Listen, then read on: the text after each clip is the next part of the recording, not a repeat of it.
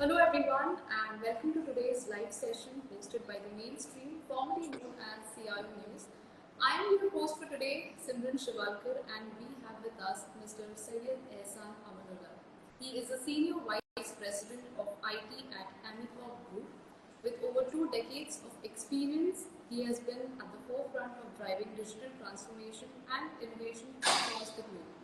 From enterprise architecture and cybersecurity to automation and IT strategy, he has worn many hats.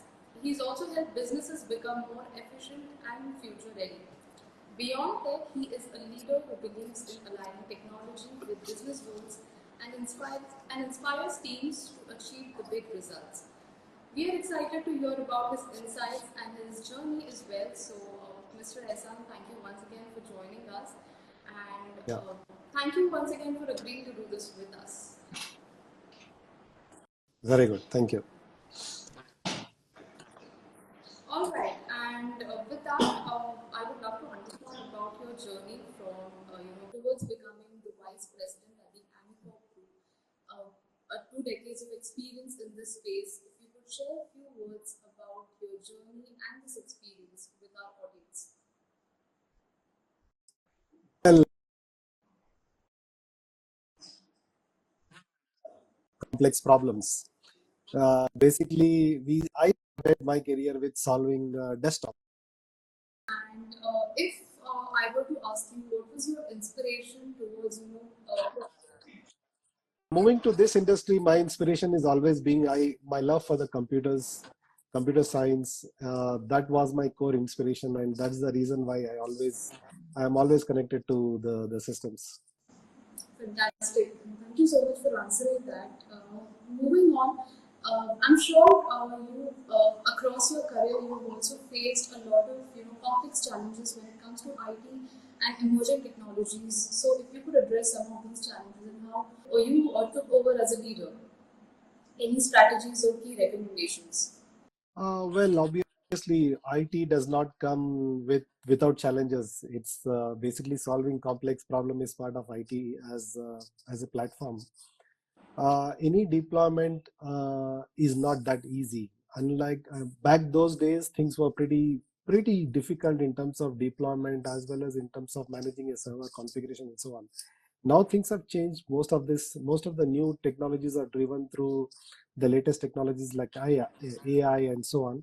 But back then it used to be completely normal. We used to troubleshoot major issues for days and weeks together as well, if the things are very complex. But the most challenging thing is not technology. Technology anyway we can solve. The biggest challenge is how do we collaborate internally within the team? How do we manage the team to solve the complex problem together? As well as overall, we need to ensure that communication channels open across the team, fostering a culture of respect, improving the team collaboration. I think that those are the things that we need to address, and those are the things that we need that are most challenging than the technology part. Absolutely, and because you spoke about AI as well, and you also threw some light about how complex the challenges used to be earlier and how the landscape has changed over the years. Do you think emerging technologies like AI are helping when it comes to the IT space, especially when we talk about the operational point of view? Well, AI is going to be the future because I have seen how AI works and I use that technology day in and day out.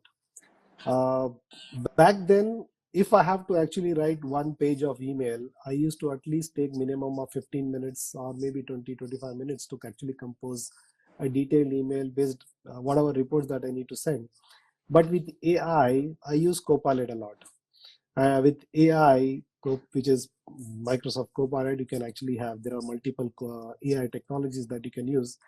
You just need to give a very high level requirement on AI. It will give you the complete details of what you want to interpret as an email.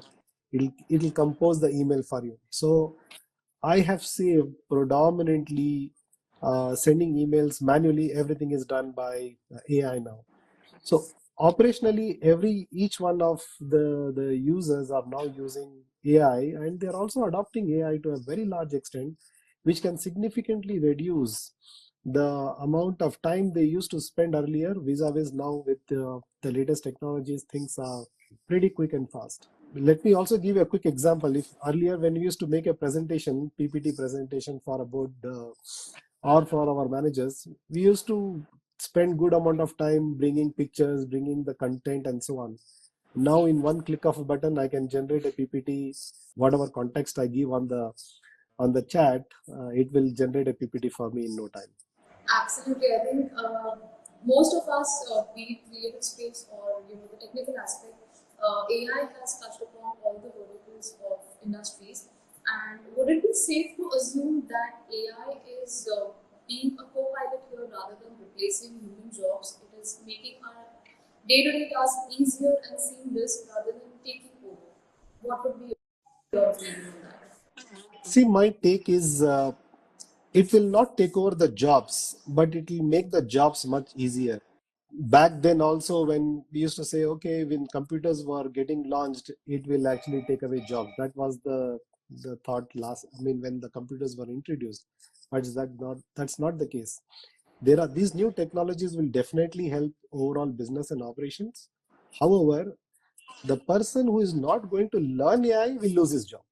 So it is important that every person who wants to adopt, who wants to stay abreast of the new technology and wants to be part of the industry, they should adopt AI. And it will basically end. The point is they are not going to lose jobs. Yes, they are going to lose jobs provided they don't learn AI. If they learn AI, they will be ahead of the curve. Rightly said so, because I think cloud had its era, and I think now it's the time for AI. This technology is here to stay. Coming back to operational efficiency, and nowadays sustainability is the buzzword in the tech space. How do you see sustainable practices aligning with technology? How do you see these practices being more and more common these days, and how can industries adopt them to a large extent? Well, there is a lot of buzzword across sustainable technology, energy efficiency, and so on. I think it's the right move. If you look at the new servers that we are currently using, it's all built on green technologies. Gone are those days where the consumption of the systems were very huge in terms of power consumption and so on. But now things have changed. Same goes for automotive industries as well. Um, that is one is the green initiative. The second initiative is also on the technologies as well. More and more technologies which are built now are completely on sustainable uh, platforms. I think the future is there, and most of the industries are heading towards that. Fantastic. And along the lines, Mr. Ehsan, what is your vision when it comes to the coming few decades? How does the landscape or the future of IT looks like to you? How do you envision it? The future is bright as long as people are uh, adopting the new technologies. Uh, I can give you a couple of examples where the technology at that point in time were leaders of their platform, including Nokia, BlackBerry. Now you don't see those names at all. Everything is because they did not catch up the market at that time. New technologies were not adopted and so on. So as long as you change is the only thing which is constant. As long as you adopt the latest technologies, whatever is the buzzwords that you are hearing in the industry, you need to be at par and also ahead of the curve. Let it be, for that matter, blockchain, artificial intelligence, generative AI, IoT. These are the very trending technologies in the market, which every industry should start adopting. Rightly said so. And I do have a personal question for you. Do you think industries across all the verticals should think about emerging technologies from an adoption point of view? Do you think that's a necessity?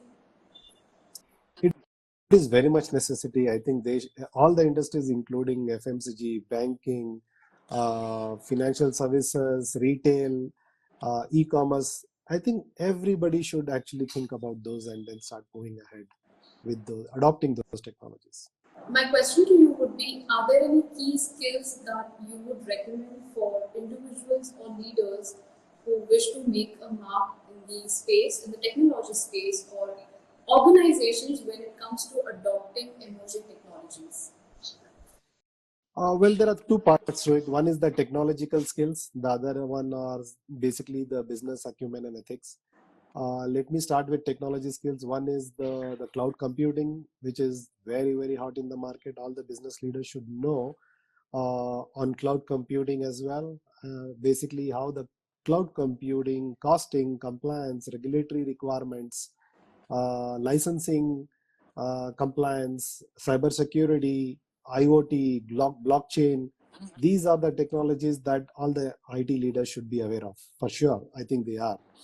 And on the other side, parallelly, non-technology skills such as strategic thinking, uh, soft skills, cultural skills in terms of understanding other cultures as well, business acumen, digital ethics, and these are the things that are very much required. And most importantly, I think it is also important to understand the regulatory requirement of the land.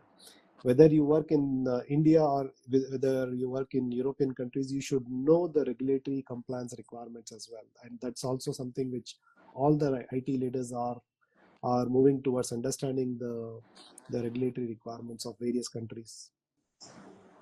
Absolutely. And thank you once again for sharing these key recommendations and practices along with our viewers. Before we wrap up this session, I also have a couple of rapid fire questions for you. Are you Okay. ready? Rapid fire, yes, absolutely. Just a couple of questions. Yes. Okay. My Yes, first yes, please question do. to you would be, what is that one piece of technology that you cannot go a day without? My smartphone. I I cannot live without my can pretty smartphone. much could gather why, but any particular reason why do you have a routine to check your emails or your agenda for the day?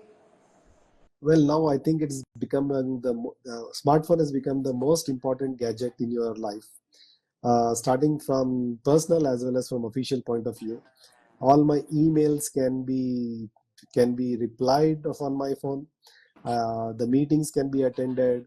That is on the official part, and also on the personal part, whatever you want to actually do, contacts you can actually live with, including the steps that you walk can also be measured on your smartphone. So I think my smartphone is something which I cannot live with. Absolutely. Moving on, what is your go-to hack for staying productive? Well, I would say that time management is one of the most important thing which I believe in, and also how to prioritize the most important work as well as what is urgent and what is important.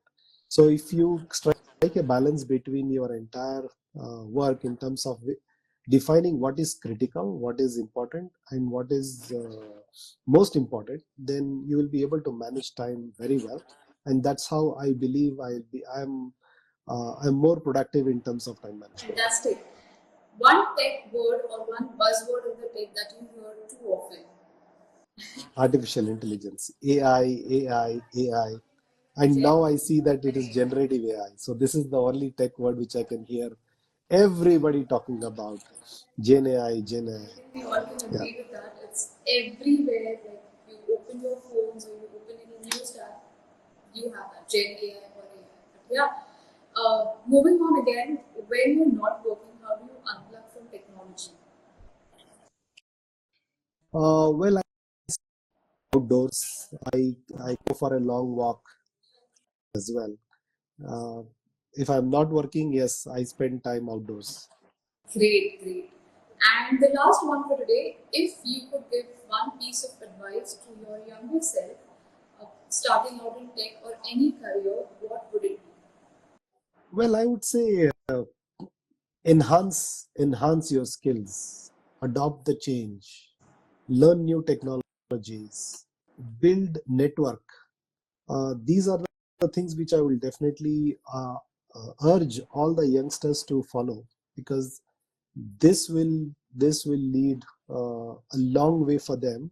And most important is uh, I think they should also focus on their physical activity. Now, most of them, especially the young kids, are adopted towards the phone and playing video games and so on. I think they should do something physically outside in outdoors activities Rightly as well. said. So I think because we are so hyper connected, we barely take out some time and go back to the reality where we are actually connecting with each other on a personal level. But Mr. Ehsan, thank you Yes. once again for making this conversation so insightful and inspirational. And thank you so much for agreeing to do this with us.